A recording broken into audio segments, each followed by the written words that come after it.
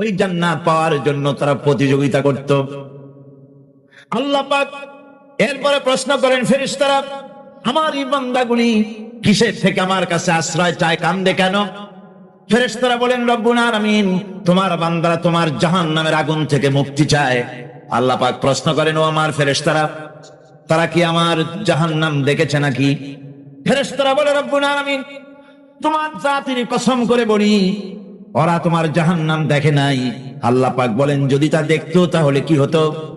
ফেরেশতারা বলে, রব্বুল আলামিন, তোমার জাহান্নাম দেখলে তারা এই জাহান্নাম থেকে বেশি করে ভাগতো, এই জাহান্নাম থেকে পানাহ চাওয়ার জন্য, পরিত্রাণ পাওয়ার জন্য আরো বেশি করে কাঁদতো। আল্লাহ পাক বলেন, ও আমার ফেরেশতারা, আমার এই বান্দাগুলি আমাকে দেখে নাই, আমার বেহেশত দেখে নাই, আমার দোজখ দেখে নাই। না দেখে কোরআন হাদিসের কথা বিশ্বাস করে এভাবে কাঁদতেছে। তোমরা সাক্ষী থাকো, ওই মজলিসে উপস্থিত সমস্ত লোকগুলিকে আমি রব্বুল আলামিন মাফ করে দিলাম। মধু যেখানে, মৌমাছি সেখানে। সুতরাং কোরআন হচ্ছে মধু। এ কোরআন কি? আর আমরা সব মৌমাছি। আমরা সবাই কি? মৌমাছির মতো। কোরআন যেখানে, আকাশের অবস্থা খারাপ হোক, হরতাল হোক, বাধা হোক, সন্ত্রাস হোক, মাহফিলের কোরআন পাগল লোকদেরকে, রাসূলের আশেক লোকদেরকে, ইসলামের জন্য নিবেদিত প্রাণ মুসলমান নরনারীকে কোন অবস্থাতেই এ মাহফিল থেকে কেউ বাধা দিয়ে রুখতে পারেনি, পারবেও না। কারণ কোরআন কোন ব্যক্তির নয়, কোরআন হচ্ছে আল্লাহ পাকের। আপনারা যারা মাহফিলে এসেছেন, বুখারী শরীফের হাদিস এসেছে, আল্লাহ পাকের কিছু কিছু ফেরেশতারা তারা শুধু রাস্তায় রাস্তায় ঘোরে, গ্রামে গঞ্জে ঘোরে। তাদের কাজই হলো ঘোরা। ঘুরতে ঘুরতে যখন তারা দেখেন কোন জায়গায় কিছু লোক বসে গেছে এবং আল্লাহ পাকের জিকির করছে, আল্লাহর কোরআনের আলোচনা করছে, তখন এক ফেরেশতা আর এক ফেরেশতাকে ডেকে বলে, তোমরা যে কারণে ঘুরছো, আসো। সেই লোকগুলি পেয়ে গেছে। ফেরেশতারা মাহফিলের চতুর্দিকে দাঁড়ায় যায়, গায়ে গায়ে মিশে, হাত্তাকে পৃথিবীর মাটি থেকে আকাশ পর্যন্ত আল্লাহর রহমতের বৃষ্টি অবতীর্ণ হতে থাকে সেখানে। আল্লাহ পাক সবকিছু জানা সত্ত্বেও ওই ফেরেশতাদেরকে প্রশ্ন করেন, ফেরেশতারা, এই লোকগুলি এখানে বসে আছে কেন? তারা কি বলছে? ফেরেশতারা বলে, রব্বুল আলামিন, তোমার এই বান্দাগুলি তোমার বিরাটত্ব, তোমার মহানত্ব বর্ণনা করছে, তোমার পবিত্রতা ঘোষণা করছে, তোমার শুকরিয়া আদায় করতেছে, জিকির আজগার করতেছে। আল্লাহ পাক প্রশ্ন করেন, ও ফেরেশতারা, তারা কি আমাকে দেখেছে নাকি? ফেরেশতারা জবাব দেন, না রব্বুল আলামিন, তোমাকে তারা দেখে নাই। আল্লাহ পাক বলেন, যদি আমারে তারা দেখতো তাহলে কি হতো? ফেরেশতারা বলেন, রব্বুল আলামিন, তোমার বান্দাগুলি তোমাকে পাওয়ার জন্য আরো বেশি জিকির করত, আরো বেশি ফিকির করত, আরো বেশি প্রশংসা করত, আরো বেশি তাসবিহ পড়ত।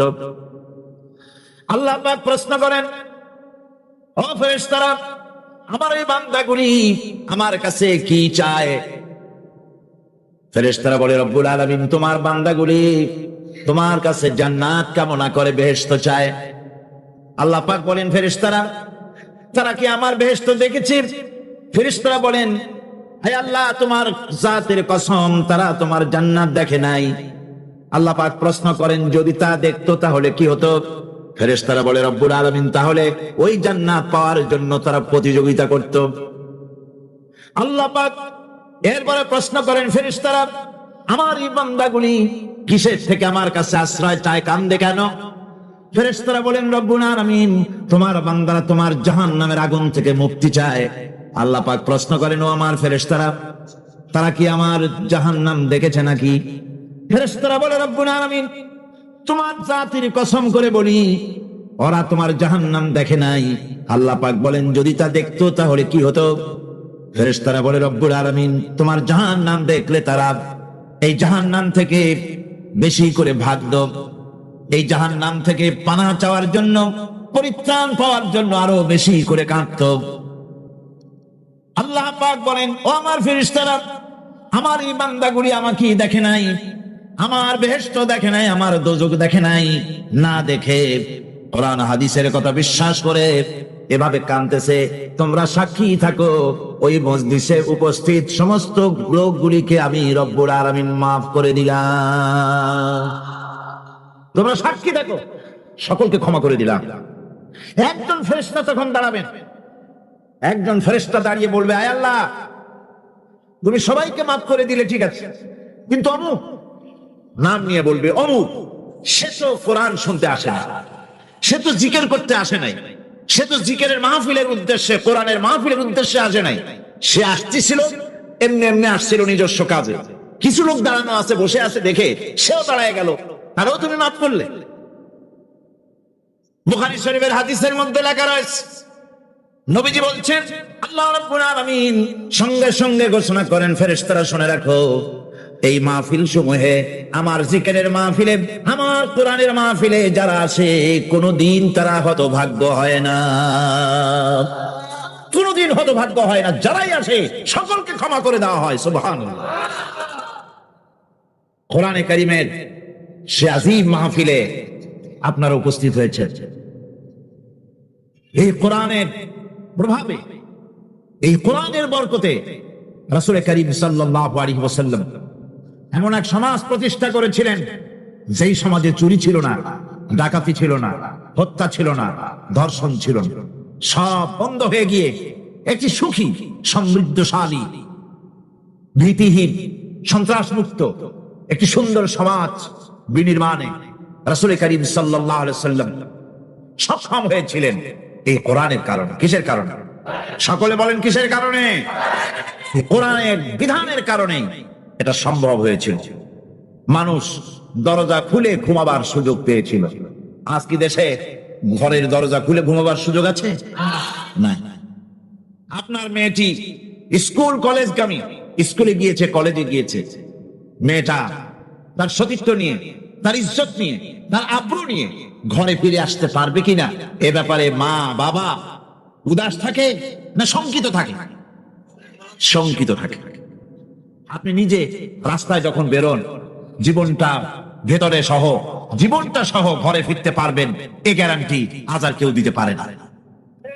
রাসূল করিম সাল্লাল্লাহু আলাইহি ওয়াসাল্লামের যুগে মানুষেরা দরজা খুলে ঘুমাবার সুযোগ পেত, চুরি ডাকাতি বন্ধ হয়েছে, শ্রমিক তার শ্রমের ন্যায্য পাওনা পেয়েছে, কৃষক তাদের উৎপাদিত পণ্যের সঠিক দাম পেয়েছে, নাগরিক বৃন্দ তাদের রক্ত এবং সম্পদের নিরাপত্তা লাভ করেছে।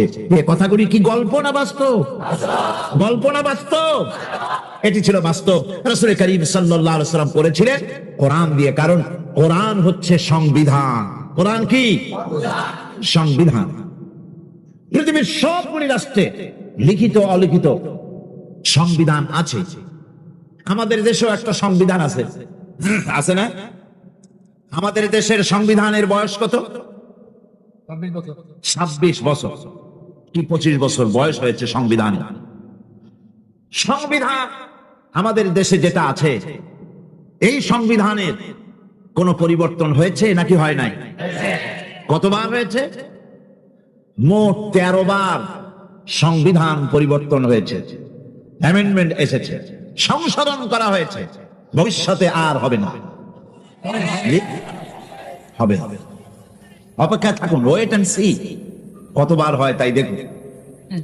কিন্তু আল্লাহ পাকের সংবিধান, যার নাম কোরআন, এই সংবিধানের নাম কি? কোরআন। নাজিল হয়েছে কত বছর? 1400 বছর। কোরআনে কারীম অবতীর্ণ হলো পৃথিবীর বুকে। আজ পর্যন্ত কোরআনে কারীমে কোন অ্যামেন্ডমেন্ট আসে নাই। পৃথিবীর কোন মানুষ বলতে পারে নাই কোরআনের এই আইনটি বর্তমান যুগে চলতে পারে না, এটাকে পরিবর্তন করা হোক, আমি নতুন করে একটা সুন্দর বানাইছি, কোরআনের চাইতে ভালো, সেটারে ঢুকানো। বলতে পেরেছে? ভবিষ্যতে পারবে? পারবে। বাংলাদেশের সংবিধান পরিবর্তন হতে হতে, অ্যামেন্ডমেন্ট হতে হতে হয়তো এমন সময় আসতে পারে যে এর অরিজিনাল কি তা হারায় যায়। নট আনলাইকলি, হতে পারে যে কোরআন হচ্ছে সবচেয়ে মাজলুম কিতাব। আপনি বলেন, আপনি বলুন যে কারো অসুখ হলো, ডাক্তার প্রেসক্রিপশন দিল, রোগী সেই প্রেসক্রিপশন বোতলের মধ্যে ভিজায় যদি খায়, রোগী যদি সেই প্রেসক্রিপশন মাদুলির মধ্যে ঢুকায়া গলায় ঝুলায় রাখে, এমন রোগী সম্পর্কে আপনার ফতোয়া কি হবে? কি বলবেন? বলবেন পাগলের মাথা খারাপ হয়েছে। তা না হলে প্রেসক্রিপশন বোতলে ভিজায় খায় মানুষে করছে। আল্লাহ রাব্বুল আলামিন কোরআনে কারীমকে দুনিয়ার মানুষের জন্য সংবিধান হিসাবে অবতীর্ণ করলেন, আর আমরা ব্যবহার করলাম কোরআনকে পানির মধ্যে ভিজিয়ে ভিজিয়ে খেলাম, পান করলাম।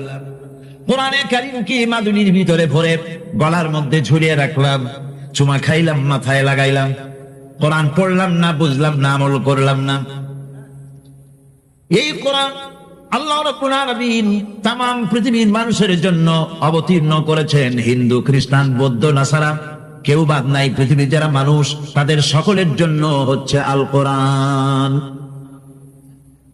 মানুষের তৈরি করা মতবাদ দিয়া যদি শান্তি হতো পৃথিবীতে, তাহলে পৃথিবীতে শান্তির প্রচেষ্টা কেউ কম করে নাই, গতকাল বলেছি। কিন্তু সব ব্যর্থ হয়েছে। সব কি হয়েছে? ব্যর্থ হয়ে গিয়েছে।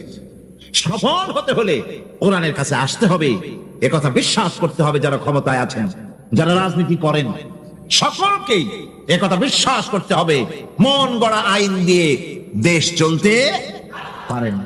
যেমন আমার মন গড়া কোন চিন্তা দিয়ে মাইক অপারেট করলে মাইক চলবে না।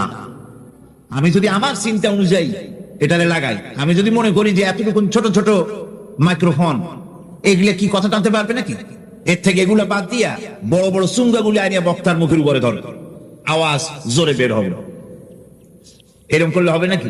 উল্টা বক্তাটারে মারিয়ে ফেলবেন, তার বাঁচারও পথ থাকবে না। টেলিভিশন যদি খারাপ হয়, গাড়ি যদি খারাপ হয়, ওর এক্সপার্ট আছে, তার কাছে যেতে হবে, সে ভালো করার পদ্ধতি তার জানা আছে, ভালো করে দেবে। পৃথিবী তৈরি করেছেন আল্লাহ, মানব পুরি সৃষ্টি করেছেন আল্লাহ, চলবে কিভাবে? এইটা কোথাকার কোন কসিমুদ্দি সলিমুদ্দি, কেটা প্রেসিডেন্ট হইলো, কেটা প্রধানমন্ত্রী হইলো, কেটা কি হইলো আর না হইলো, আর তারা বললো এইভাবে চালাও, সেইভাবে চালাও। মানুষের মরণ ছাড়া বাঁচার কোনো পথ থাকবে না। দেশকে পরিচালিত করতে হলে শান্তিপূর্ণ উপায়ে যদি দেশ চালাতে কেউ চায়, তাহলে কোরআনের বিকল্প, রাসূলের বিধানে, আল্লাহর বিধানের বিকল্প বিশ্ববাসীর কাছে কিছুই নাই। আপনারা যদি আমাকে বলেন যে ইউরোপ আমেরিকা অবস্থাটা কি, সেখানে তো কোরআনের আইন নাই, তাহলে সেই দেশ চলে কেমনে, সে দেশ চলে কেমনে? এই প্রশ্নটা আপনারা অবশ্যই আমাকে করার হক রাখেন। ব্রিটেন, আমেরিকা কিভাবে চলে? সেখানে তো কোরআনের আইন চলে না। হ্যাঁ, আপনার প্রশ্ন সঠিক, কিন্তু জেনে রাখুন, আমি যদি পাল্টা প্রশ্ন করি, আপনারা বলেন তো পৃথিবীতে সবচাইতে পাগল কোথায় বেশি? আপনারা জবাবে বলবেন আমেরিকা। পৃথিবীতে সবচাইতে মেন্টাল হসপিটাল বেশি কোথায়? আমেরিকায়। মানুষ জন্মের মতো পাগল হইতেছে। এই পাগল হয় কেন? এই পাগল হচ্ছে এই কারণে শান্তি নাই। কি নাই? শান্তি নাই। শান্তির পায়রাগুলো আজ সরাহত। শান্তি তো কতগুলি পায়রার নাম নয়, অথবা কতগুলি বেলুনের নাম নয়। এগুলি কোন নেতা বা নেত্রী কতগুলি পায়রা ধরে বাতাসে উড়ায় দিল, আর শান্তির বন্যায় জনগণ ভেসে গেল, এমনটি তো নয়। এই শান্তি আজ আমেরিকার মতো সমৃদ্ধ দেশ জনগণকে শান্তি দিতে পারে নাই। স্বামী তার স্ত্রীকে বিশ্বাস করে না, স্ত্রী স্বামীকে ভক্তি করে না, মা বাপ তার সন্তানকে স্নেহ করে না, সন্তান তার মা বাপকে শ্রদ্ধা করে না। মানুষ একটু শান্তি পায় ঘরে গিয়ে, সেই ঘরে চরম অশান্তি যায়, দেখে বউ আরেকজনের সাথে, স্ত্রী দেখে তার স্বামী আর এক মহিলার সাথে।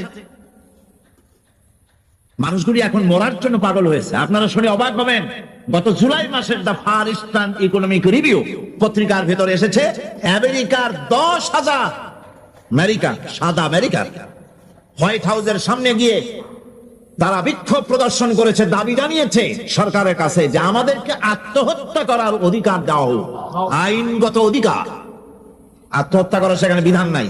তারা বলছে আত্মহত্যা করার অধিকার দেওয়া হোক, কারণ পৃথিবীর বুকে বেঁচে থাকলে শান্তি পাবো না, মরলে বোধহয় শান্তি হবে। এটা তাদের ধারণা, কিন্তু মরলে আরো যন্ত্রণা আছে। শান্তি ওখানেও নাই, যেহেতু কামটা করছে খারাপ, কাম করছে কি খারাপ, শান্তি নাই। হায় হায়, অশান্তি এমন ভাবে তাদের পেয়ে বসেছে, অবাক হবেন। আল্লাহর মেহেরবানি, প্রতি বছর সেখানে দাওয়াত হয়, আর আমি আমার চোখে দেখি মানুষগুলির অবস্থা, যুবকগুলি, যুবতীগুলি মাথার চুলগুলিকে আটা মাখাইয়া তাতে রং দিয়ে তাল পাতার মতো খাড়া করছে। কেউ বা মাথার পেছনের চুলগুলি ছোট ছোট করে ছেটে ওখানে বাড়ির টেলিফোন নম্বর, রোড নম্বর লিখে দিয়েছে। অবাক কাণ্ড অবস্থা এই। আমি বলে থাকি যে শয়তানে যদি এই দৃশ্য দেখে, বেচারা শয়তান গাছের সাথে হেলান দিয়া খালি কানবে আর বলবে যে আল্লাহ, আমি শয়তান হয়ে দুনিয়া এসে লাভটা হইল কি? এগুলি তো মারাত্মক শয়তান। উলঙ্গপনা, বেহায়াপনা, অশ্লীলতায় ছেয়ে গেছে, শান্তি নাই, ইউরোপে নাই, আমেরিকায় নাই। সেই ইতিহাস আর একদিন বলবো। আজ আমি ভূমিকায় কথাগুলি বললাম এই কারণে, পৃথিবীতে আপনারা যা মনে করেন, Britain, France, Italy, German, America, Canada, পৃথিবীর বিভিন্ন দেশে শান্তির নহর বইতেছে না, অশান্তির আগুন জ্বলতেছে। আমার দেশের তাল পাতার কুড়ে ঘরে যে শান্তিটা আছে, সে দেশের আকাশ চুম্বী বিরাট ধর্মমালার ভেতরে, বিরাট বিল্ডিং এর ভিতরে সেই শান্তি নাই। কারণ হচ্ছে মানুষ সৃষ্টি করেছেন আল্লাহ, তার আইন বাদ দিয়ে অন্য কোন পথে চললে শান্তি আসবে। আসুন আমাদের সফলতার ব্যর্থতার আমরা হিসাব নিকেশ করি। গতকাল আমরা এই হিসাব নিকাশ শুরু করছিলাম। আমরা কি সফলতার দিকে এগোচ্ছি না ব্যর্থতার দিকে? আমরা কি লাভের দিকে না ক্ষতির দিকে? কোথায় দাঁড়িয়ে আছি সেটা আমাদেরকে হিসেব করে দেখতে হবে। একজনের পানির একটা খালের পানি সেচতে ছিল মাছ ধরার জন্য। খালটা উত্তর এবং দক্ষিণ দিকে প্রবাহিত। উত্তর দিকের পানি বালতি ভরে ভরে দক্ষিণ দিকে ফেলতেছিল মাছ ধরার আশায়। সন্ধে নাগাদ পানি ছেচে তারপর পেছনের দিকে তাকিয়ে দেখে সর্বনাশ, সামনেও যত পানি পেছনেও তত পানি। আচ্ছা, এই কষ্ট করলো অথচ পিছনের পানি কমলো না, এর কারণটা কি আপনারা বের করতে পারেন? কি বাদ দেয় নাই, বাদ দেয় নাই, মাঝখানে বাদ দেয় নাই বলে সারাদিনের পরিশ্রম পণ্ডশ্রমে পরিণত হয়েছে, ঠিক কিনা? সুতরাং আমরা আমাদের জীবনে যদি আদর্শিক বাদ না দেই, ঈমানকে পুখতা করার, আমল করার বাদ সৃষ্টি যদি না করি, তাফসীরের মাহফিলে আনাকুম জানাকুম, জানাকুম আনাকুম, এভাবেই চলবে। পণ্ডশ্রম হবে, আমরা বলে যাব, আপনারা শুনে যাবেন, ফায়দা হবে না। ফায়দা হওয়ার জন্য, কল্যাণ হওয়ার জন্য কোরআনে কারীমের বক্তব্যগুলি শুনতে হবে। আমাদের ব্যর্থতা কোথায়, সফলতা কোথায়, লাভ কোথায়, ক্ষতি কোথায়, সে কথা আল্লাহ আমাকে শোনাচ্ছে। এইরকম একেবারে পড়তেছেন, বুঝে আছে। কোরআনে কারীমের প্রত্যেকটি অক্ষরে অক্ষরে 10-10 করে নাকি আমল নামে আল্লাহ পাক লিখে দিবেন। আল্লাহ পাক ঘোষণা করেছেন, আল্লাহ কসম করেছেন, গতকালে কথাগুলি আমি বলেছি, গোটা বিশ্বের সমগ্র মানব গোষ্ঠীর জীবন কি ক্ষতিগ্রস্ত, মনে নাই? জীবন কি ক্ষতিগ্রস্ত। এই জীবন সফল হতে পারে, এই ব্যর্থতার ইতিহাস গতকাল শুনেছি। আজকে বলবো সফলতার কথা। এই ব্যর্থতা থেকে, এই ক্ষতি থেকে যদি বাঁচতে চাই কিনা? কারা কারা চাই দেখাই তো হাত, কারা কারা চাই? ক্ষতির হাত থেকে বাঁচতে চাই কারা? আলহামদুলিল্লাহ, হাত নামা। ক্ষতির হাত থেকে যারা বাঁচতে চান, আল্লাহ রাব্বুল আলামিন তাদের জন্য ফর্মুলা পেশ করেছেন। আল্লাহ পাক বলেন, 7টি কাজ করলে জীবন সফল হয়ে যাবে। কয়টা কাজ? 7টা কাজ করলে জীবনটা সফল হয়ে যাবে। 1 নম্বরে ঈমান। 1 নম্বরে কি? এটাই হচ্ছে ফাউন্ডেশন। ক্ষতি থেকে বাঁচার জন্য প্রথম যে গুণটি, সেটির নাম হচ্ছে ঈমান। ইসলামে ঈমানের স্থান সর্বপ্রথম, তারপরে হচ্ছে ইসলাম। ঈমান আগে, তারপরে কি? ইসলাম। ইসলাম হচ্ছে বীজ, ঈমান হচ্ছে বীজ, আর ইসলাম হচ্ছে চারা, গাছ। এটা হচ্ছে ভিত্তি।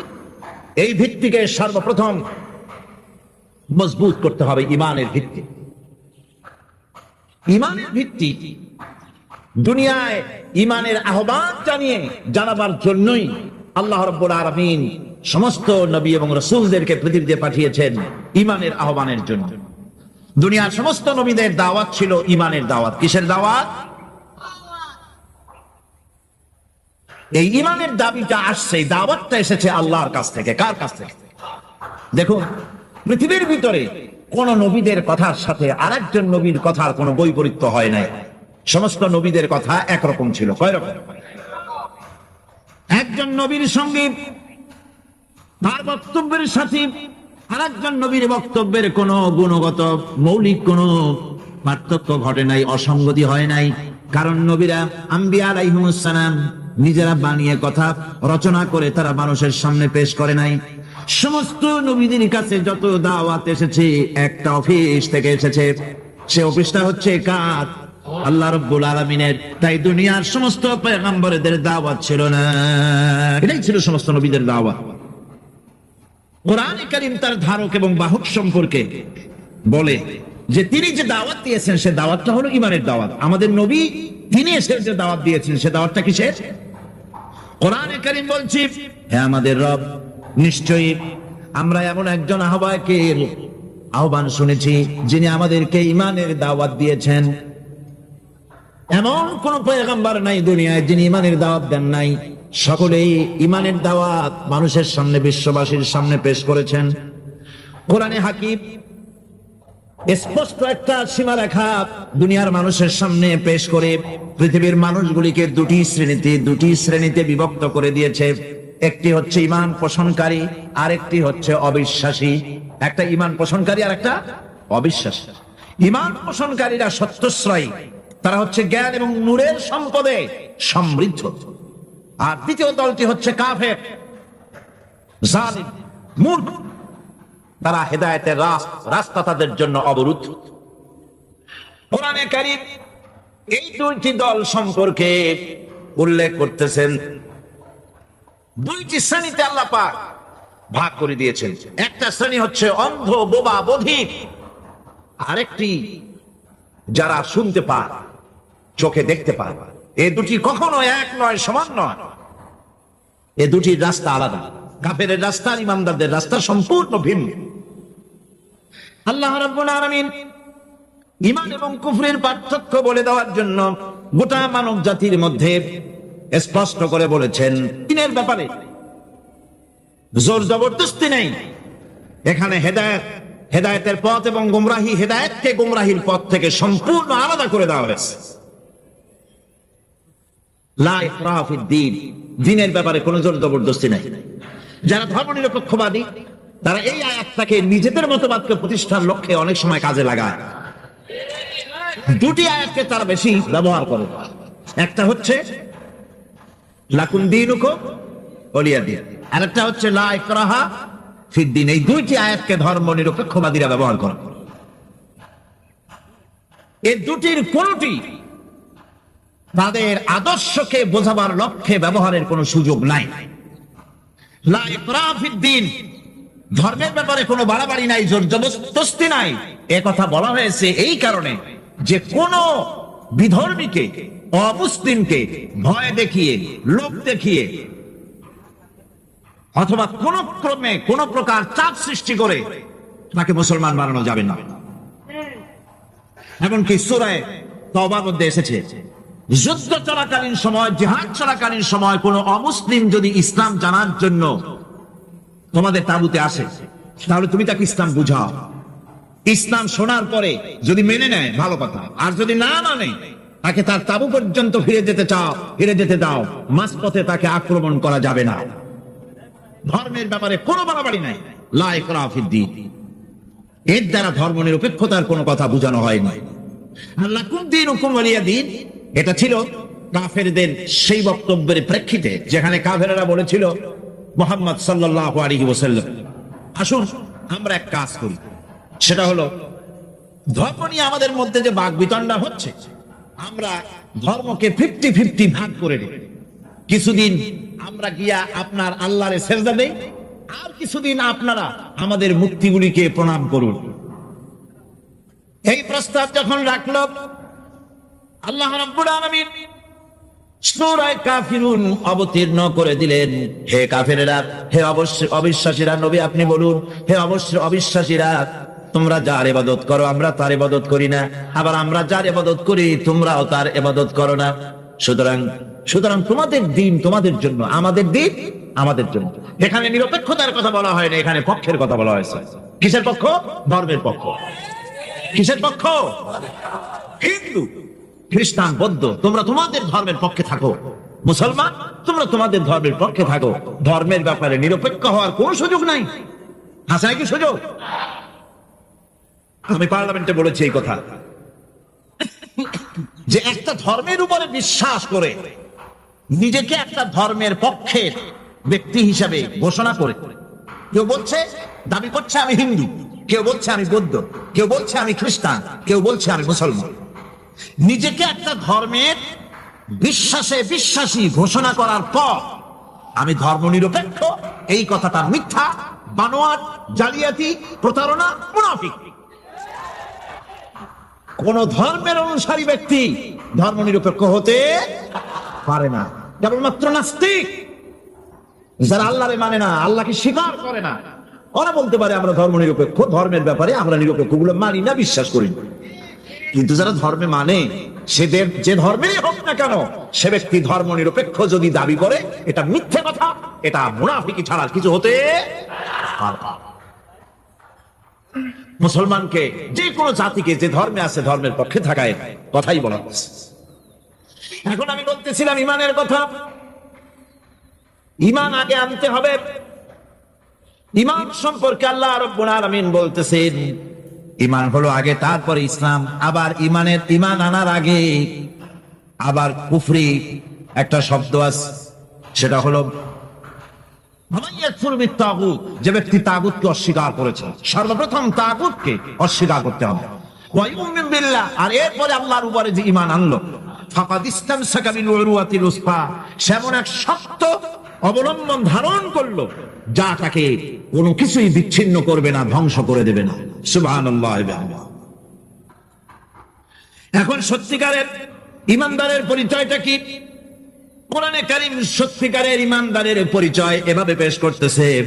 ইমানের দাবিতে সত্যবাদী কারা? ইন্নামাল মুমিনুনা আল্লাযীনা আমানু বিল্লাহি ওয়া রাসূলিহি।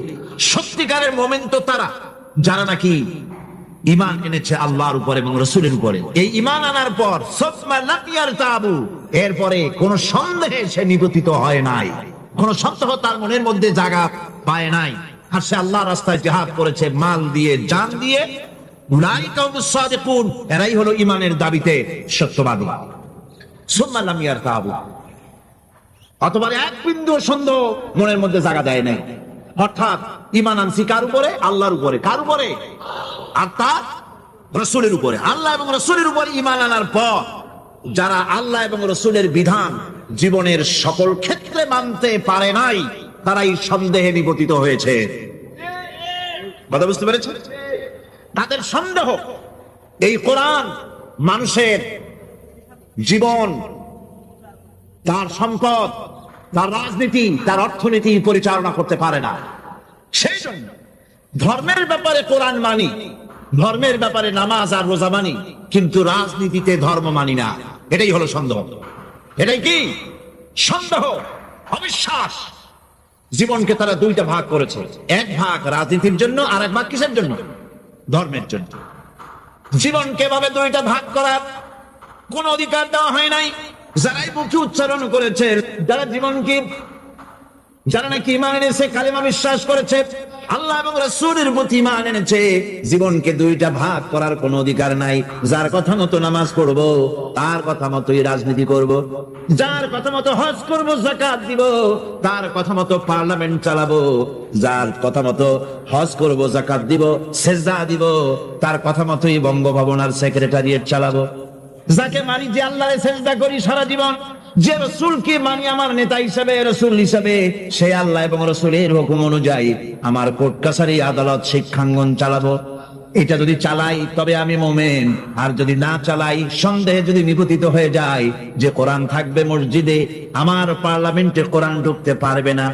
কোরআন পার্লামেন্ট শুরু হওয়ার সময় একবার তেলাওয়াত হবে, কিন্তু তা আমল করা হবে না। অনুষ্ঠানগুলি শুরু হবে কোরআন দিয়ে, কিন্তু তা আমল করা হবে না।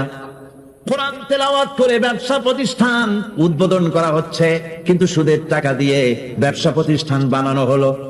বিবাহ পড়ানো হচ্ছে কোরআনের আয়াত দিয়ে, কিন্তু যৌতুক গ্রহণ করা হারাম, সেই যৌতুক দিয়ে বিয়ে উদ্বোধন করা হলো। এমনি সকল ক্ষেত্রে নাফরমানি করে যে ইমানের দাবি করলো, এই ইমান ইমান নয়, এর নাম মুনাফিকি। এই মুনাফিকি থেকে বাঁচতে হবে। সন্দেহের দানা বাঁধলে চলবে না, বিশ্বাস করতে হবে আমার কোরআনের নাম সংবিধান, এই কোরআন দিয়ে পার্লামেন্ট চলবে। চলবে না? চলবে না? আমি এ যাবৎকালীন যত বক্তব্য রেখেছি পার্লামেন্টে, আমার অধিকাংশ বক্তব্য আমি কোরআন দিয়ে হাদিস দিয়ে বলেছি, আলহামদুলিল্লাহ। চাই সে শিল্পনীতি, বিদ্যুৎ নীতি, অর্থনীতি, বাজেট, শিক্ষানীতি, আইন শৃঙ্খলা পরিস্থিতি, সবটা কোরআন হাদিস দিয়ে আমি আলোচনা করার চেষ্টা করেছি, আলহামদুলিল্লাহ। আমার এলাকার মানুষের কাছে আমার এটা ওয়াদাও ছিল, নির্বাচনকালীন ওয়াদা। আমি এই ওয়াদা করি নাই যে আপনারা আমাকে ভোট দেন, আমি আপনাদেরকে মুটকির মতো বিশাল রসগোল্লা বানায় দেবো, গরুর গাড়ির চাকার মতো জিলাপি বানায় দেবো, এইসব কথা বলিনি। রাস্তা দেবো, ঘাট দেবো, কলেজ দেবো, এগুলো বলিনি। আমি বলেছি আমাকে যদি আপনারা ভোট দেন, তাহলে এ যাবৎকাল কোরআনের যেই কথাগুলি মাঠে আর ময়দানে বলেছি, এবার এই কথাগুলি আমি পার্লামেন্টে বলতে চাই। আপনারা যদি ভোট না দেন, পার্লামেন্টে যত বড় পীর হোক, মৌলানা সাহেব হোক, কথা বলতে পারবে না। আপনাদের ভোটটা দরকার। আমার জনগণ, আমার এলাকার পিরোজপুরবাসী, আলহামদুলিল্লাহ, তারা জান বাজি রেখে আমাকে ভোট দিয়েছে। বিগত 50 বছরের ভেতরে ওই সেন্টার থেকে, ওই সিট থেকে কোন মুসলমান ভোটের মাধ্যমে নির্বাচিত হয়ে পার্লামেন্টে যেতে পারেন নাই। এটা একটা প্রথম ইতিহাস। মানুষেরা, আমি কাবাধক গত রমজান মোবারকে কাবা শরীফে ছিলাম, মক্কা শরীফে ছিলাম। আল্লাহর ঘর ধরে আমি দোয়া করেছি যে আল্লাহ, পার্লামেন্টে আমাকে যারা কথা বলার সুযোগ করে দিল, আমার এলাকার এই মানুষগুলিকে তুমি একবার তোমার এই ঘর দেখার তৌফিক দিয়ে দিও। যেহেতু তাদের প্রচেষ্টাই আমি পার্লামেন্টে কথা বলতে পেরেছি, এবং প্রথম দিনেই শিরকের দুর্গে আঘাত করেছি। বলেছি, মাথা ঝুঁকানো স্পিকার সাহেব আপনার সামনে চলবে না। মুসলমান কেবলমাত্র মাথা নত করবে আল্লাহ রাব্বুল আলামিনের সামনে, আপনার সামনে নয়। যে আমার এই উপলব্ধি হয়েছে, উপলব্ধি আগেও ছিল, আমি এখন বুঝতে পারি ভালো করে, পার্লামেন্ট হচ্ছে সেই জায়গা যেখানে বসে গোটা জাতির ভাগ্যকে সুপ্রসন্ন করা যায়, হতভাগ্য দূর করে দিয়ে মানুষের জীবনকে সুখী সমৃদ্ধশালী করা যায়। পার্লামেন্টে বসে ওটা হলো সেই জায়গা, ওখানে বসে গোটা জাতিকে অশান্তির আগুনে দাউ দাউ করে জ্বালানো যায়, ওখানে বসে ব্যবসায়ীদের সর্বনাশ করা যায়। এই পার্লামেন্টে বসে আইন পাশের মাধ্যমে গোটা জাতির ভাগ্যকে বদলে দিতে পারে মুহূর্তের ভিতরে। সে আইনটা হবে কোরআনের আইন। কিসের আইন? এটা যদি পার্লামেন্টে এই আইন পাস হয়, গোটা জাতির ভাগ্য বদলে যাবে, নইলে ভাগ্য বদলাবার সম্ভাবনা নাই। ইমানের কথা বলছি। ইমান দুই প্রকার, এক প্রকার হলো ধর্মীয় ইমান, আর এক প্রকার হলো পার্থিব ইমান। ধর্মীয় ইমান মানে হচ্ছে আল্লাহ পাকের উপরে বিশ্বাস, পরকালে বিশ্বাস, কিতাবে বিশ্বাস, নবীতে বিশ্বাস, আর আখেরাতে জবাবদেহিমূলক ইমান, যা দিয়ে মানুষ নিজের চরিত্র গঠন করে, এটা হলো ধর্মীয় ইমান। আর একটা হলো পার্থিব ইমান।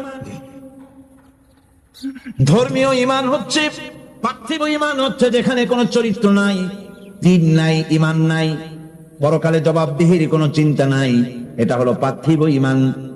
ধর্মীয় ইমানে লোকেরা আল্লাহ এবং রাসূলকে বিশ্বাস করে, আর পার্থিব ইমানে, ধর্মীয় ইমানে আল্লাহ হচ্ছেন একজন। কয়জন?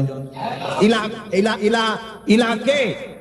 আল্লাহ। ইলা হচ্ছেন এক, ইলা এক, আল্লাহ এক, আল্লাহ এক এবং একক।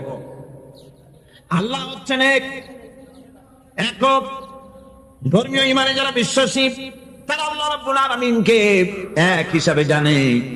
আর যারা পার্থিব ইমানে বিশ্বাসী, তাদের ইলাহ হতেছে চারজন, তাদের খোদা হচ্ছে চারটা। কয়টা খোদা? চারটি মাবুদ তাদের। এই চারটি খোদা কি তারা চারটি মাবুদের ইবাদত করে তারা চলে। তাদের প্রথম মাবুদ হচ্ছে, তাদের বড় খোদা হচ্ছে তাদের দেশ, তাদের জাতি। তারা দেশের জন্য, জাতির জন্য দেহ, মন, প্রাণ, সম্পদ সব উজাড় করে দিতে পারে, কিন্তু আল্লাহ রাব্বুল আলামিনের সামনে একটা সেজদা দিতেও নারাজ। দেশের জন্য তারা সব করতে পারে, দেশের মহব্বতে সব করতে পারে, কিন্তু আল্লাহর জন্য কিছু করতে পারে না। এই দেশ তারে কে বানাইলেন? কে বানিয়েছেন? আল্লাহ রাব্বুল আলামিন। এ দেশের সুখ, শান্তি, সমৃদ্ধি, সম্পদ কে দিয়েছে?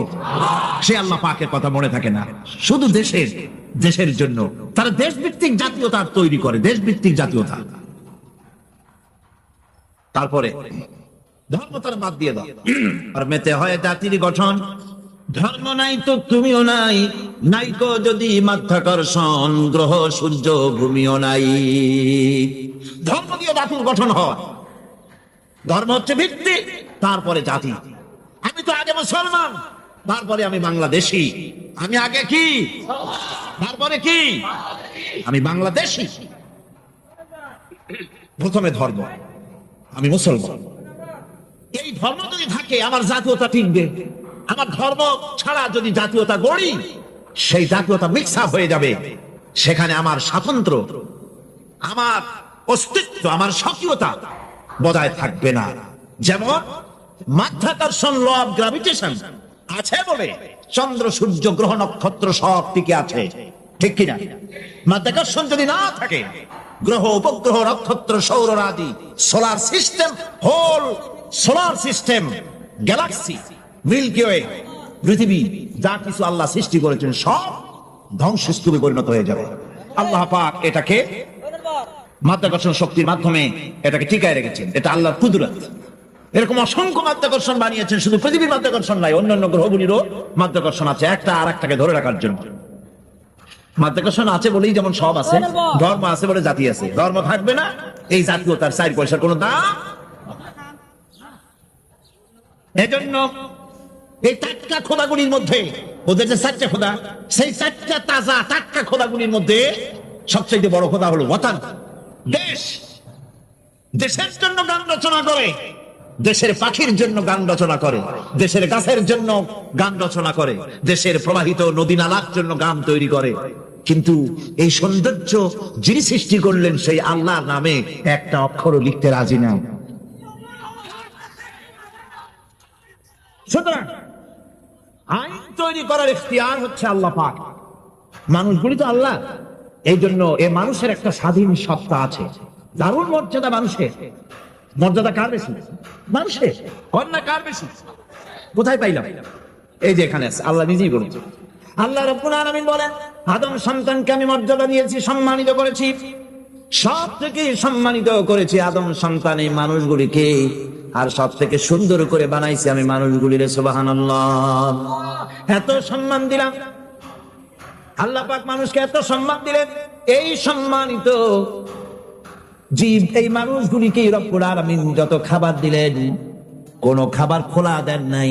যত খাবার দিয়েছেন, সম্মানিত মেহমান বলে খাবারগুলো ঢেকে ঢেকে দিলেন। মেহমানের সামনে খোলা খাবার দেওয়ার কোন ভদ্রতা? না, ভদ্রতা নয়। সম্মানিত মেহমান আল্লাহ পাকের মানুষগুলি। এই জন্য কলা দিলেন প্যাকেট করে, আম দিলেন প্যাকেট করে, কাঁঠাল দিলেন প্যাকেট করে, আনারস দিলেন কভার করে, ডালিম, বেদানা, আনার দিলেন প্যাকেট করে।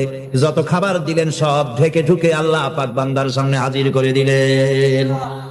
তুমি আমার সৃষ্টির সেরা। আল্লাহ পাক যা বানিয়েছেন তার মধ্যে শ্রেষ্ঠ সৃষ্টি কে?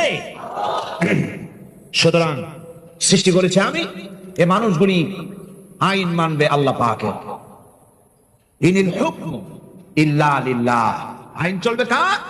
একমাত্র আল্লাহ রাব্বুল আলামিনের। সেই আইন মানলেই শান্তি হবে, নইলে শান্তি পাওয়া যাবে না। 2 নম্বরের পার্থিব ইমানদার, মানে বিশ্বাসী যারা, তাদের মাবুদ হলো দেশের আইন। আর 3 নম্বরে তাদের মাবুদ হলো তাদের নিজের নফস, প্রবৃত্তি, মন চাহি জিন্দেগি যাপন করে। মন যেদিকে চায় সেদিকে চলো, চলো হাওয়া হায় জিধার কা, যেদিকের বাতাসের দিকে খুশি সেই দিকে চলো। আছে না একরকম মানুষ যারা বলে, হুজুর মসজিদে যখন যাই খুবই ভালো লাগে, আবার সিনেমায় গেলেও খারাপ লাগে না। মিলাদ শরীফ যখন পড়ি তখনও মজা লাগে, আবার যখন কীর্তন শুনি তাও কিন্তু খারাপ লাগে না। ওয়াজ মাহফিল আসলেও ভালো লাগে, আবার গান শুনতে গেলেও মোটেও খারাপ লাগে না। এইসব মানুষগুলি সম্পর্কে শায়ের বলতেছেন, মসজিদে থেকে নামাজ পড়ো আর পানশালায় গিয়া এক গ্লাস পান করে আসো, যাতে আল্লাহ খুশি থাকে আর শয়তান বেটাও যেন নারাজ না হয়, ওরে একটু খুশি খুশি রাখো। এই চিন্তা নিজের নফস এবং প্রবৃত্তিকে খুশি করা। Eat, drink and be merry. খাও, পান করো, ফুর্তি করো, নো ফুর্তি, নো চিন্তা। দুনিয়া কা মজা লে লো, দুনিয়া তোমারি হ্যায়। এই কয়দিনের দুনিয়া, এখানে তো থাকবো না, আমরা সবাই চলে যাব। এই বেলা ভাই মদ খেয়ে নাও, কাল নিশীতের ভরসা কই, চাচনি জাগিবে যুগ যুগ ধরি, আমরা তো আর রব না সই। সুতরাং যাওয়ার আগে জনমের মতো ঢালো, পাইকারি দরে খাও। এই নফস এবং প্রবৃত্তিকে খুশি করে তারা, আল্লাহকে ভয় করে না। নফস তাদের তৃতীয় নম্বরের মাবুদ, আর চতুর্থ নম্বরের মাবুদ হচ্ছে তাদের নিজস্ব জ্ঞান এবং বিচক্ষণতা। নিজেদেরকে জ্ঞানের হাড়ি তারা মনে করে, বুদ্ধির ঢেকি মনে করে, আমার চাইতে বুদ্ধিমান আর কে আছে। উলট পালট করে দে মা, লুটে পুটে খাই। সে মনে করে আমি সব আমার বুদ্ধি দিয়ে সব টাইট করব, কেউ আমার ঠেকাইতে পারবে না। কাকের অভ্যাস, কাক চিটাগাঁয়ে কি বলে? কাউয়া। আচ্ছা বলে কাউয়া উর্দু শব্দ, বাংলায় বলে কাক। এই কাক তার খাদ্য গোপন করে কিভাবে দেখেছেন? আমি ছোটবেলায় দেখছি। কোথা থেকে খাদ্য নিয়ে আসলো চুরি করে, বা যে কোনো কায়দা খাবার আনলো, খাবার এনে সে চালের মধ্যে অথবা কোনো তার গোপন জায়গায় ওটাকে গুজে রাখার সময় চোখ বন্ধ করে রাখে। তার ধারণা কেউ দেখলো না, চোখ বন্ধ করে রাখছে। এই সমস্ত বুদ্ধির ঢেকিগুলি তারা মনে করে নিজের জ্ঞানের উপরে তুষ্ট, আমার থেকে বুদ্ধিমান আর কে আছে। বুদ্ধিজীবী বুদ্ধি বেঁচে খায়। সুতরাং আমি তার নিজস্ব বুদ্ধি এবং বিচক্ষণতা এগুলি কি চূড়ান্ত মনে করে এর পেছনে তারা লেগে থাকে। এটা হচ্ছে তাদের চতুর্থ নম্বরের মাবুদ। এখানে সত্য এবং সততার কোনো বালাই নাই, এখানে ন্যায় বিচার এবং ন্যায় নিষ্ঠা পরোপকারিতার কোনো বালাই নাই। মদ, জুয়া, বেশ্যাবৃত্তি, ব্যভিচার, চুরি, প্রতারণা, ডাকাতি, শয়তানি, বদমাশ, এখানে সব চলে। এখানে কোনো মানবতার প্রশ্ন নাই। এই চারটি খোদায় তারা বিশ্বাসী, যারা নাকি পার্থিব ইমানে ইমানদার। আর যারা ধর্মীয় ইমানদার তারা হচ্ছেন আল্লাহ এবং পরকালে বিশ্বাসী। এখন এই কথাটা মনে রাখতে হবে যে ইমান এমন এক বিষয় যা আবার মৌখিক দাবি করলেই হয় না। কেউ যদি পড়ে লা ইলাহা ইল্লাল্লাহ, মুসলমান কি হয়ে গেল? বলেন আপনি, ফতোয়া দেন হয়ে গেল? फिरने घर के भी दिया ला इलाहा इल्लल्लाह तो क्या हासिल, दिलो निगाह मुसलमान नहीं तो कुछ भी नहीं। फिरने घर के भी दिया ला इलाहा इल्लल्लाह, মুখে আসলো আর স্বতঃস্ফূর্ত ভাবে বলে ফেললো লা ইলাহা ইল্লাল্লাহ, তো क्या हासिल, এতে কিছু এর দ্বারা কোনো উপকার হলো না। দিলো নিগাহ মুসলমান নেই তো কুছ ভি নেই, অর্থাৎ তার মন, তার মস্তিষ্ক লা ইলাহাকে বিশ্বাস করলো না, আমল করলো না। এই কালেমা পড়ার কোনো দাম নাই। এবার আল্লাহর ভাষায় শুনুন, আল্লাহ রাব্বুল আলামিন বলছেন, লোকেদের মধ্যে এমন অনেক লোক আছে যারা মুখে বলে আল্লাহর উপর ঈমান এনেছি, পরকালকে বিশ্বাস করেছি। আল্লাহ বলেন ওমা হুম বিমুমিনিন, এরা মুমিন না। আল্লাহ কি বলছেন খুব লক্ষ্য করেন। একদিকে মুসলমান হইতে হইলে বিশ্বাস করতে হবে কি আল্লাহ, পরকাল, রাসূলের উপর ঈমান, এগুলো করতে হবে। একটা লোক ঘোষণা করলো যে আমি আল্লাহ এবং পরকালকে বিশ্বাস করি, এরপরে আল্লাহ পাক বলছেন ওমা হুম বিমুমিনিন, এরা মুমিন না। কারণ এই কথাগুলি তার মুখের, মনের কথা না। সে ব্যক্তি, এরকম ব্যক্তি এ মাহফিলও থাকতে পারে। যদি থাকে আল্লাহ রাব্বুল আলামিন তাকে হেদায়েত নসিব করে দিন, আমরা বলি আমিন। সে লোকটিকে আমি আলোচনা করলে আপনি নিজেই বুঝতে পারবেন, যা ভুল তার কাছে ধরা পড়বে। আয়নার সামনে দাঁড়ালে পরে আয়না সব বলে দেয়, ঠিক না? সেই ব্যক্তি, যে ব্যক্তি নাকি কালেমা পড়ে, নামাজ পড়ে, আবার ব্যবসায়ী হলে ওজনে কম দেয়, খাদ্যে ভেজাল দেয়, মানুষের সঙ্গে প্রতারণা করে, টাকা নিয়ে ফেরত দেয় না, ওয়াদা খেলাফ করে, চুরি করে, ডাকাতি করে, জেনা করে, সুদ ভিত্তিক ব্যাংকের থেকে টাকা তুলে ব্যবসা করে, সুদের ব্যবসা করে, ঘুষ দেয়, জেনা করে, আর একদিকে নামাজ পড়ে, সময় হলে আবার হজ করে আসে। এরকম মানুষ আছে না নাই? এই ধরনের মানুষগুলি ইহরামের কাপড় পরে হজের নিয়ত করে সিজদায় পা রেখে যখন বলে আয় আল্লাহ, প্রভু হাজির, প্রভু আমি হাজির, হে আমার রব, তোমার গোলাম হাজির। বান্দা বলে আয় আল্লাহ, গোলাম হাজির। গায়েব থেকে আওয়াজ আসে, আল্লাহর পক্ষ থেকে বলা হয়, বান্দা বলছে আমি উপস্থিত মাবুদ, আর মাবুদ বলছে আমি তোমার উপস্থিতিকে গ্রহণ করলাম না।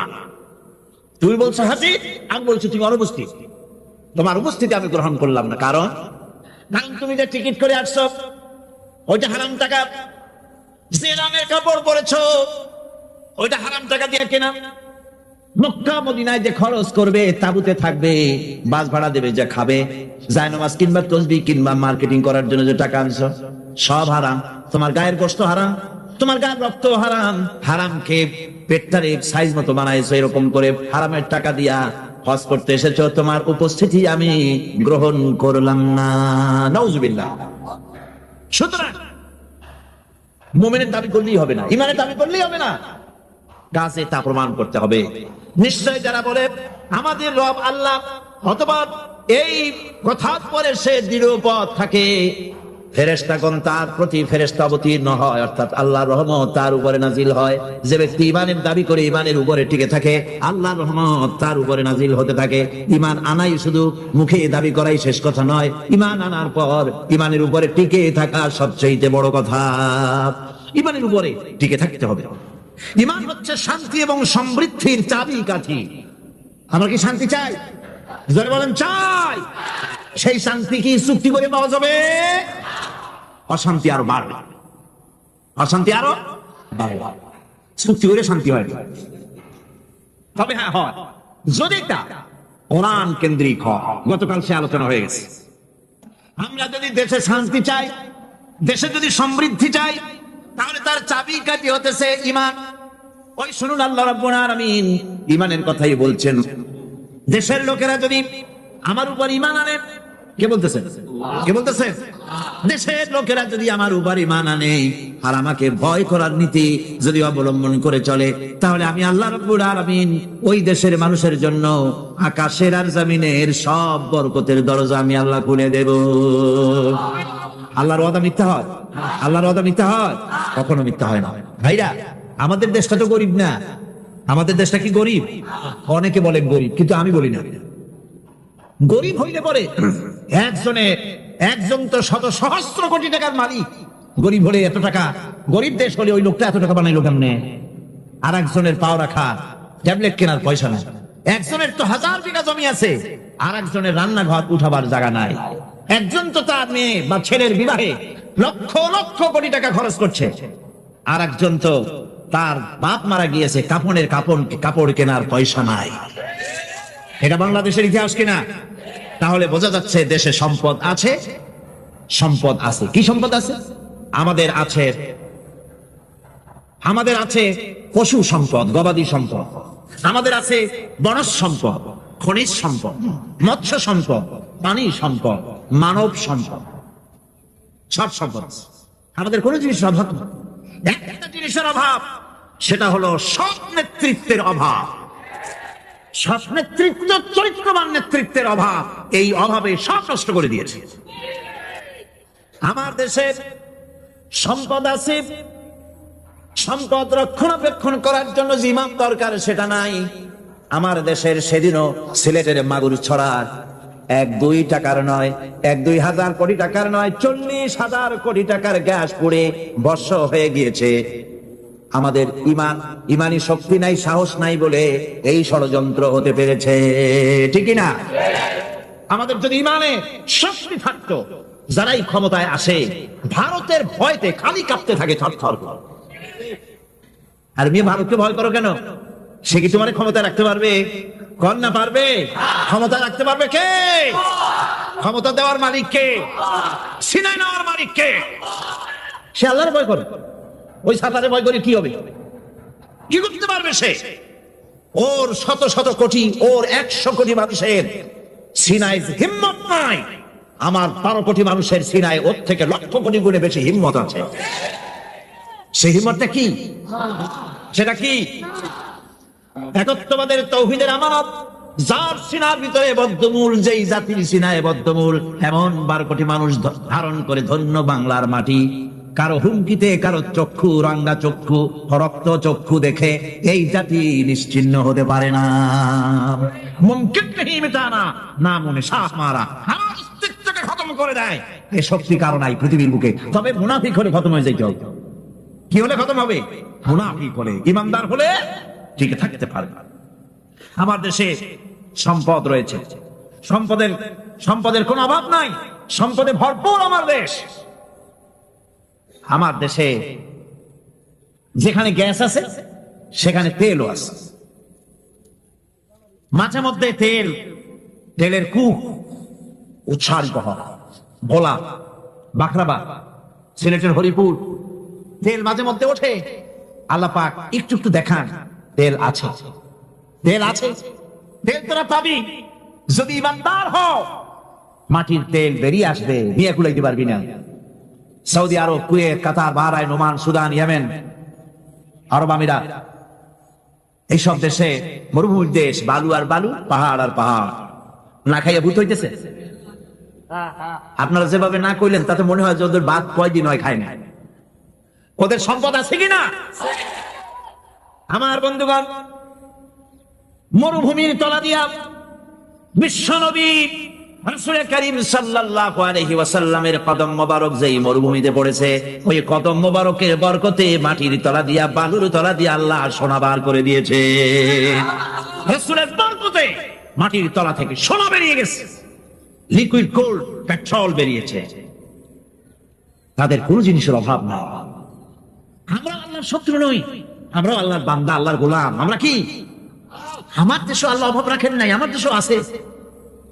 নাই শুধু ঈমান, নাই শুধু চরিত্র, তেল আছে বলি মাঝে মধ্যে আল্লাহ রাব্বুল আলামিন দেখায় দেন তেল আছে, ঈমান আনো, তেল বের করে দেব। আর যদি ঈমান না আনো, ঈমানের নামে যদি মুনাফিকি করো, ক্ষমতায় যাওয়ার আগে বারবার উমরার হজ, ধর্মের নামে হজ, আর সংস্কৃতির নামে ধর্ম আমদানি করার জন্য, মানুষকে বিভ্রান্ত করার জন্য মক্কা মদিনায় দৌড়া দৌড়ি, আর সংস্কৃতি আমদানির জন্য গয়া কাশীতে দৌড়া দৌড়ি।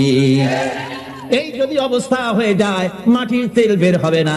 এই মুনাফিকি যারাই করে তাদের তেল আল্লাহ বের করে দিবে। পারবেন কিনা? পারবেন কিনা? 1000 বার পারবেন। ফাআলুন লিমা ইউরিদ, যা খুশি তিনি তাই করেন, ঠিক কিনা? তিনি তাই করেন। আমার কাছে 2টা দেশের দৃষ্টান্ত আছে। একটা হচ্ছে রাশিয়া, আর একটা হচ্ছে আমেরিকা। রাশিয়ার জনগণ বলছিল দেয়ার ইজ নো গড। রাশিয়ার সরকার এবং তার পূজারীরা তারা বলেছিল দেয়ার ইজ নো গড, স্রষ্টা বলতে কেউ নাই। কারে চ্যালেঞ্জ করলো? বোঝেন বোঝেন কথা বোঝেন? কারে চ্যালেঞ্জ করলো? সরাসরি আল্লাহ কি চ্যালেঞ্জ করে বসছে? সাহস কর। আল্লাহ না, আল্লাহ যেন চ্যালেঞ্জটা গ্রহণই করলেন। ইতিহাসের পাতার দিকে যদি তাকাই, লক্ষ্য করে দেখতে পাই আল্লাহ যেন এটাকে, চ্যালেঞ্জটাকে গ্রহণই করে ফেললেন।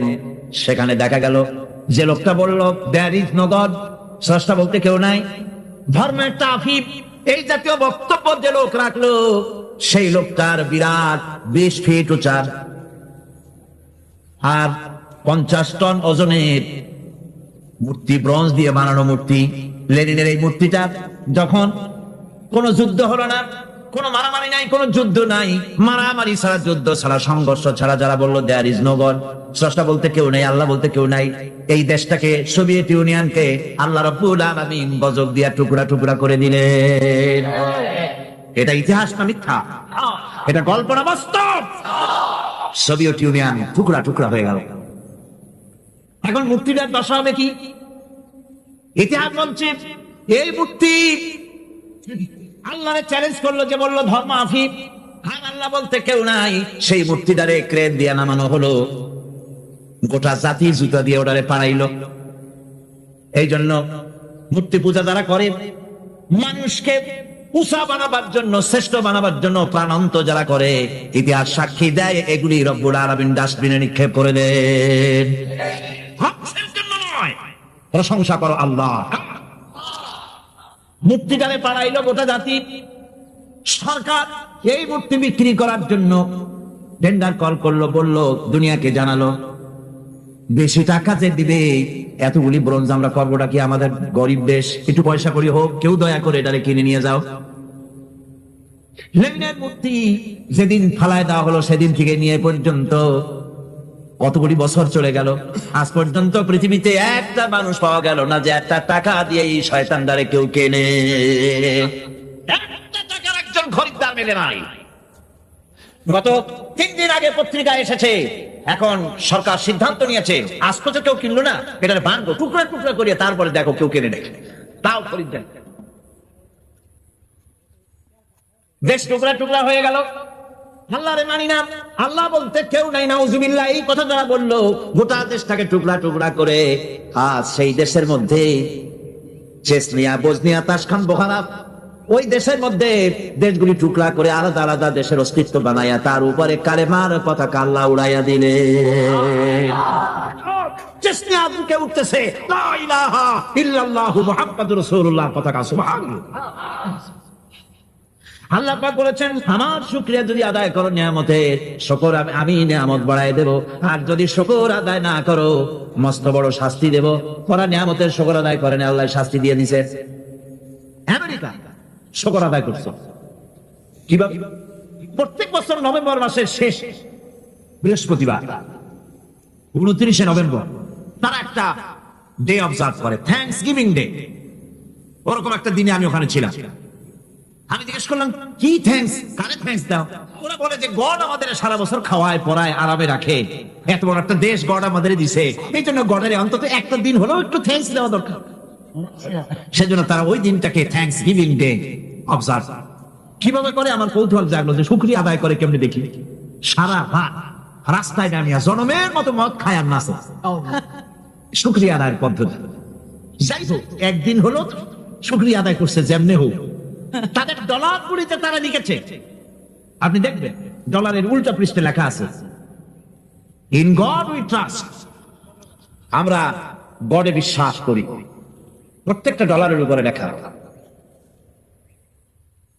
তারা গতকাল আমি বলেছি তারা সংবিধান, তাদের ধর্মগ্রন্থের উপরে হস্তস্পর্শ করে তারপরে ওথ নেয়, শপথ নেয় প্রেসিডেন্ট হওয়ার জন্য।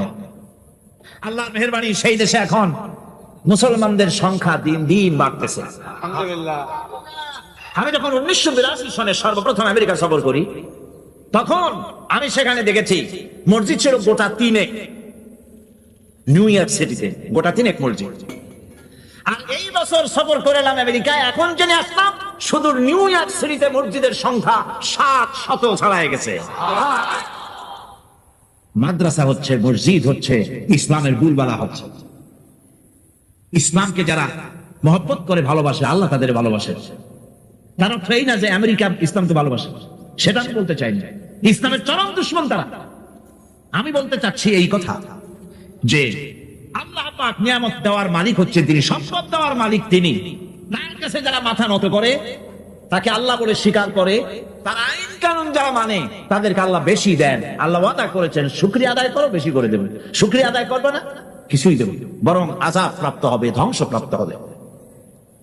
বন্ধুগণ, এজন্য আজকে যদি আমার দেশের সমৃদ্ধি আমরা আশা করি, তাহলে এই ঈমানের উপরে আমাদেরকে মজবুত হতে হবে। ঈমান, যে ঈমান আমরা এনেছি সেই ঈমানকে আমাদের টিকায় রাখতে হবে। ঈমান হচ্ছে আমাদের সম্পদ। ঈমান আমাদের কি? শ্রেষ্ঠ সম্পদ। আল্লাহ রাব্বুল আলামিনের উপরে ঈমান আনার জন্য যে কালেমা আমরা পড়েছি, লা ইলাহা ইল্লাল্লাহু মুহাম্মাদুর রাসূলুল্লাহ, এই কালেমাটাও বুঝি না। ঈমান এনেছে ঠিক, কিন্তু কালেমা আমার কাছে কি দাবি করে আমরা তা জানি না। লা ইলাহা, এটা অত্যন্ত বিপ্লবাত্মক কথা, এর চাইতে রিভলিউশন সৃষ্টিকারী কথা পৃথিবীতে আর না। আপনি কি বলছেন? আপনি কি হুশের সাথে বলতেছেন? আপনি কি জানেন আপনি কি বলতেছেন? আপনি বলছেন লা ইলাহা, কোনো ইলাহ নাই, আইনদাতা নাই, বিধানদাতা নাই, শাসনকর্তা নাই, মালিক নাই, খালিক নাই, রাজ্জাক নাই, কেউ নাই ইল্লাল্লাহ, আল্লাহ ছাড়া। আল্লাহ ছাড়া কেউ নাই। কারো আইন মানি না, কারো বিধান মানি না। এটা কি সহজ?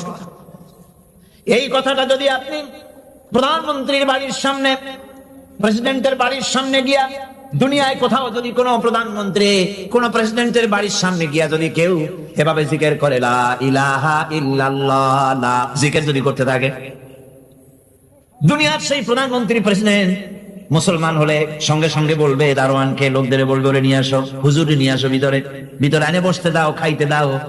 আল্লাহর ওলি হবে নিশ্চয়ই, এত সুন্দর জিকির করে, পকেটে কিছু পয়সা দিয়ে দাও। হাতে তোবা নিয়ে তিনি চলে গেলেন।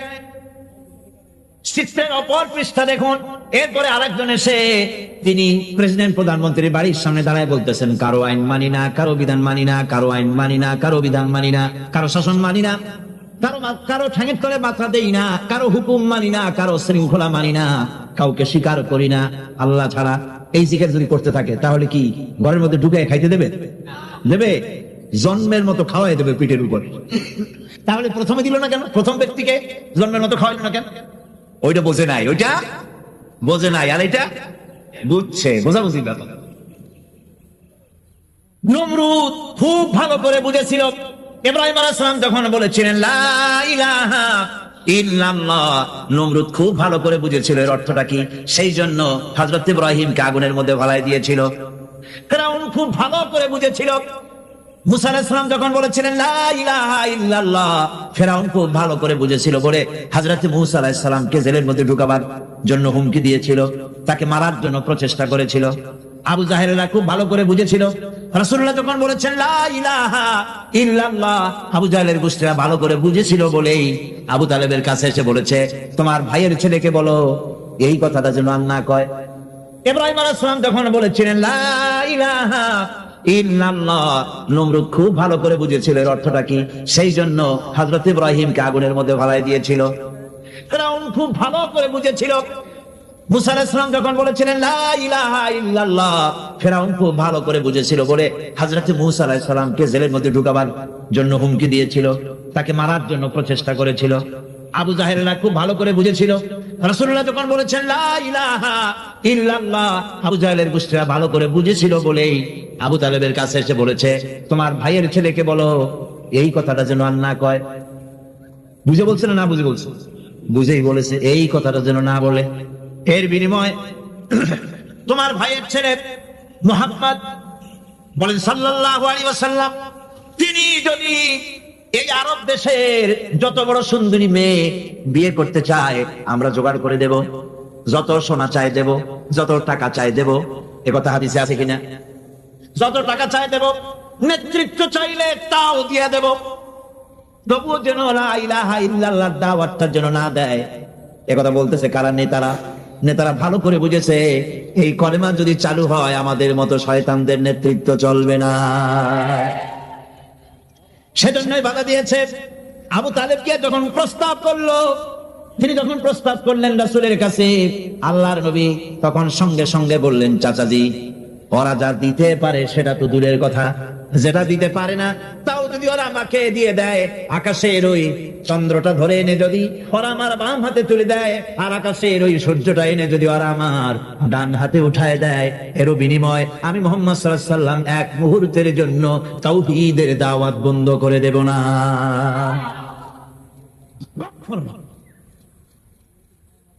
এ কালেমা বিপ্লবী কালেমা।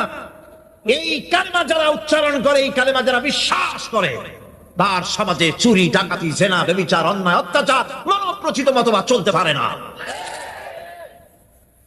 একদিকে আগুন জ্বলবে আর তার পাশে আবর্জনা নিরাপদ থাকবে। বুঝুন কথা।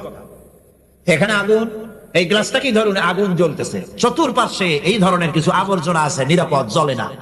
তাহলে বুঝতে হবে ওটা আগুন না। এটা কি? আগুন না। আগুনের নামে যাকে বুঝতেছি ওটা ভেলকি, ওটা আসলে আগুন না। আগুন হলে তো আবর্জনা পুড়তই। মুসলমান নামে যত মুসলমান আমরা চোখে দেখি আর মুসলমান বলে দাবি করি, আসলে মুসলমান যেমন হওয়া উচিত আমরা তেমন হতে পারি নাই। যদি পারতাম তাহলে কুফর আর বিদআত শিরক আর চুরি আর ডাকাতি জিনা ব্যভিচার এই আবর্জনাগুলি মুসলমান দেশে থাকার কথা ছিল না। এগুলো নির্মূল হয়ে যেত যদি সত্যিকারের মুসলমান হইতাম। ওই যে ইন্দোনেশিয়া মুসলমানদের পৃথিবীর মুসলমানদের সংখ্যাগরিষ্ঠতার দিক থেকে 1 নম্বর হলো ইন্দোনেশিয়া, 2 নম্বরে আমরা। সেখানে কি এমনি মুসলমান আগের থেকে ছিল না? সাহাবায়ে কেরাম ব্যবসা করার জন্য, আরব মুসলমানেরা ব্যবসা করার জন্য তারা ইন্দোনেশিয়া এলেন, চায়না গেলেন, রাশিয়া গেলেন।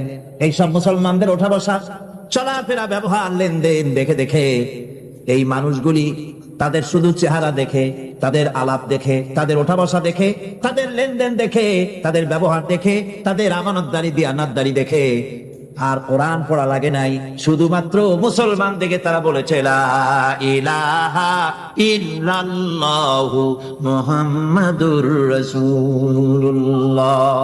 এই শান্তি তো তাই এই মুসলমানগুলির যেমন দেখি, এটাই হলো আসল। তারা ইসলাম কবুল করেছে।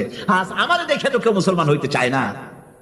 মদিনা মুনাওয়ারায় রাসূলুল্লাহ ইসলামী আন্দোলনের শেষ পর্যায়ে, নবুয়তের শেষ পর্যায়ে, হুজুরের বিদায়ের আগে মদিনার 8 বছর চলে যাওয়ার পর আর কোনো কাফের ছিল না যারা শত্রুতা করলো।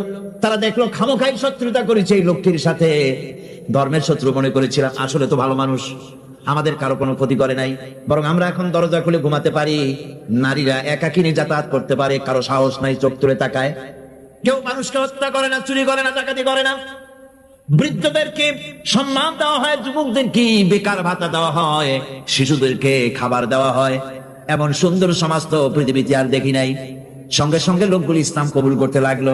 ইদা জা নাসরুল্লাহি ওয়াল ফাতহ, আল্লাহর পক্ষ থেকে যখন বিজয় আসবে, ইসলামের যখন চূড়ান্ত বিজয় আসবে, তখন নবী ওয়ারাইতান নাসা ইয়াদখুলুনা ফি দীনিল্লাহি আফওয়াজা, তখন তুমি দেখতে পাবে দলে দলে লোক ইসলামের মধ্যে প্রবেশ করছে। সুবহানাল্লাহ। রাসূলুল্লাহ নবুয়তের শেষ যুগে এসে মদিনায় দেখা গেল আশেপাশে আর কাফের বলে কেউ নাই, সব পড়েছে লা ইলাহা ইল্লাল্লাহু মুহাম্মাদুর রাসূলুল্লাহ। আজ আমরাও যদি ঈমানের বলে বলিয়ান হই, আমরাও যদি ঈমানের বলে বলিয়ান হয়ে সত্যকে উঁচু করে ধরি, যদি ঈমানের উপরে মজবুত হই, আমানতকে খেয়ানত না করি, মিথ্যে কথা না বলি, ওজনে যদি ফর্ম না দেই, আমরা মনে করি মসজিদ হলো ধর্মের জায়গা, আর বাইরে যা মোল্লা তাই করি, মসজিদেই আল্লাহর কথা মতো চলবো আর বাইরে আমার নিজের মতো, এটার নামই ধর্ম নিরপেক্ষ। এটার নাম কি? এই হলো কুলক্ষণ, কুদশা। মসজিদে যে আচরণটা করলাম, মসজিদে যারা সেজদা দিলাম, মসজিদে যার কথা মানলাম, যার হুকুম মেনে মসজিদের ভিতরে নামাজ পড়লাম, মসজিদের চেহারা তো আমার জনগণ দেখে না। ভালো করে শোনেন, মসজিদে কি করলাম তা তো জনগণ দেখে না। মসজিদের ইমানটা নিয়ে যখন আমি চাষ করতে যাব, কলকারখানায় যাব, খেতে খামারে যাব, অফিসে আদালতে যাব, যখন আমি দোকানদারিতে যাব, তখন আমার চেহারা, আমার আমল জনগণ দেখবে, হিন্দু দেখবে, খ্রিস্টান দেখবে, বৌদ্ধ দেখবে, আর দেখে বলবে এরা তো সত্যই আলাদা প্রকৃতির মানুষ, এরা তো ঘুষ খায় না। অফিসে গেলে বলে সাজাও ঘুষ দেওয়া যায় না, ঘুষ খায় না, মিথ্যা কথা বলে না, ওজনে কম দেয় না, খাদ্যে ভেজাল দেয় না। এই দৃশ্য যখন দেখবে, মানুষ থেকে আলাদা একটা স্বতন্ত্র মানুষ হিসেবে যখন দেখবে, আপনার আর তাফসীর করা লাগবে না, আপনার আর ওয়াজ করা লাগবে না, শুধু আপনারে দেখেই অন্য জাতি পড়বে লা ইলাহা ইল্লাল্লাহু মুহাম্মাদুর রাসূলুল্লাহ।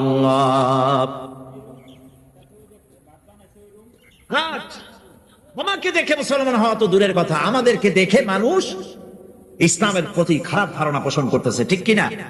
আর যদি বলা হয় পৃথিবীর মধ্যে ওজনের সবচাইতে কম দেয় কারা বেশি, যদি কম্পিটিশন হয় আমরা বোধহয় রানার্স আপ হব, কি বলেন? যদি বলা হয় ওজনে কম, খাদ্যে ভেজাল, চুরি ডাকাতি হত্যা ধর্ষণে পৃথিবীতে কোন জাতি সবচাইতে বেশি নাম করেছে, বোধহয় সেই নামের খাতা থেকে আমাদের নাম বোধহয় বাদ পড়বে না। ইন্না লিল্লাহ পড়েন, ইন্না লিল্লাহ বলেন, নাউযু বিল্লাহ। এগুলি হয়েছে কেন? ঈমান বুঝি নাই বলে, ঈমান বুঝি নাই বলে। এখন জীবন তো ব্যর্থ হয়ে গেছে। জীবন কি হয়ে গেছে? এই ব্যর্থ জীবনকে যদি সফল করতে চাই, তাহলে আল্লাহ রাব্বুল আলামিন বলেছে 4টি কাজ করলে জীবন সফল হয়ে যাবে। কয়টা কাজ? 4টা। তার প্রথম কাজটি হলো ইমান। ইমান আনো, আর ইমানের উপরে ভিত্তি করে জীবন চালাও। ইমানের বাইরে জীবন চালালে হবে মুনাফিকি। আমরা ওয়াদা করি মিথ্যে কথা আর বলবো না, এটা ইমানের পক্ষে না ইমানের বিপক্ষ? মিথ্যা কথা বলা কি ইমান বিরোধী কাজ, কবিরা গুনাহ। মিথ্যে কথা বলা কি সমস্ত গুনার মাকে মিথ্যা কথা। অথচ কথায় কথায়, হাস্যস্থল, গল্পে স্বল্প, অহরহ মুসলমানেরা মিথ্যা কথা বলে। কথা ঠিক কিনা? ইল্লা মাশাআল্লাহ অনেকে বলেন, আবার অনেকে বলেন। এই মিথ্যাটাকে আমরা ছাড়তে পারবো? আজকে যারা আসছি জীবন গেল মিথ্যা বলবো না, পারি আমরা ওয়াদা করতে। মিথ্যা বলবো না, অহংকার করব না, ওজনে কম দিব না, খাদ্যে ভেজাল দিব না, জমিনের আইন ফেলবো না, প্রতিবেশীর হক নষ্ট করব না, প্রতারণা করব না। এগুলি যদি করি তাহলেই আমরা মুসলমান। তাহলে আমরা কি? আরে ভাই, মুসলমান একটা আলাদা জাতি যে আল্লাহ বানানেন, এটা কি জন্য? এই জন্য যে আপনারা গরু গোশত খাইয়া শেষ করে ফেলাবেন গরুগুলা। এই জন্য তো শকুন যথেষ্ট ছিল, ঠিক কিনা? কর শকুন কি কম আছে নাকি? গরু কমাবার ইচ্ছেই যদি আল্লাহ থাকে তো মুসলমান বানাবার দরকার কি? শকুনের জন্মে খাও। শুধু গরু খাওয়ার জন্য মুসলমান বানানো হয়নি, একটা আলাদা জাতি আল্লাহ পাক সৃষ্টি করেছিলেন। সেটা এই জন্য কাযালিকা জাআলনাকুম উম্মাতান ওয়াসাতান লিতাকুনু শুহাদা আলান নাস। আমি তোমাদেরকে পৃথিবীর সাক্ষী বানাতে চাইছি। সুবহানাল্লাহ, জোরে বল সুবহানাল্লাহ। আল্লাহ রাব্বুল আলামিন বলেন, আমার মানসা হচ্ছে, আমার ইচ্ছে হলো তাম পৃথিবীর বুকে আমি চাই মুসলমানেরা তারা হবে দুনিয়ার মানুষের সাক্ষী, আর দুনিয়ার মানুষের সাক্ষী হবে মুসলমান, আর মুসলমানদের সাক্ষী কিয়ামতে হবে আল্লাহ রসুল হবেন সাক্ষী। দুনিয়ার মানুষের সাক্ষী মুসলমান হবে। সাক্ষী কি? সাক্ষী হচ্ছে, এ মাহফিল আমি আরো বলেছি, সাক্ষী হচ্ছে ওই যে পুকুর কাটে মানুষ, রাস্তা বানাবার জন্য মাটি কাটে, সেই মাটি কাটতে গিয়া যে কুয়া খনন করে তার মধ্যে একটা উঁচা ঢিবির মতো বানায়া রাখে, এটারে কি কয়? ওটা কিসের সাক্ষী? মাটি কাটার সাক্ষী। মাটি যে আপনি কাটছেন তার গভীরতা, তার প্রশস্ততা কতটুকু, তা ওই স্তম্ভের উপর থেকে সাক্ষীর উপর দিয়ে ফিতা ধরিয়া মাপিয়া ঠিক করা হয় মাটি কাটার পরিমাণটা কি, ওটা হলো সাক্ষী। আল্লাহ রাব্বুল আলামিন মুসলমানদের সাক্ষী বানাইছিলেন। পৃথিবীর সমস্ত মানুষের সাক্ষী তোমরা। তোমাদের মাথার উপরে ফিতা ধরে আমেরিকা প্রতিযোগিতা করবে সততার দিক থেকে, চরিত্রের দিক থেকে, অর্থনীতির দিক থেকে, সমাজনীতির দিক থেকে, সঠিক রাজনীতি পরিচালনার দিক থেকে মুসলমানের মতো হইতে পারলো কিনা, এজন্য আমেরিকা প্রতিযোগিতা করবে মুসলমানের মতো হওয়ার জন্য। ব্রিটিশ প্রতিযোগিতা করবে, ইটালি করবে, ফ্রান্স করবে, জার্মান করবে, তাম পৃথিবীর মানুষ মুসলমানদের মতো হওয়ার জন্য প্রতিযোগিতা করবে। এটাই ছিল আল্লাহ পাকের ইচ্ছা, আল্লাহ পাক এটাই চান। কিন্তু আমরা কি এটা হতে পেরেছি? আমরা কি দুনিয়ার মানুষের সত্যের মানদণ্ড হতে পেরেছি কিনা? হয়েছি কিনা? না, হই নাই। বরং আমাকে দেখে মুসলমান কাছে আসে না, অন্য জাতি কাছে আসে না, বরং আমাকে ঘৃণা করে দেখে। তারা মনে করে এইটা কি মুসলমান, এটাই কি মুসলমান?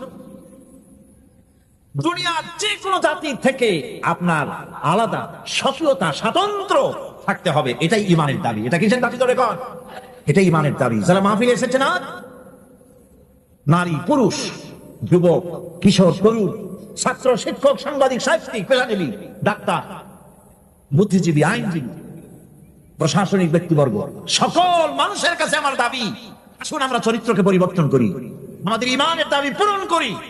মিথ্যা, জেনা, জুয়া, অসত্য, অহংকার, মিথ্যাচার, ব্যভিচার, অন্যায়, সব ইত্যাদি থেকে আমরা নিজেকে রক্ষা করি, অন্যকেও বাঁচাই, সৎ চরিত্রের উপরে জীবন যাপন করি। শান্তি আল্লাহ পাক এই জমিনে ফিরিয়ে দিবেন যদি আমরা সত্যিকারের ইমানের উপরে চলতে পারি।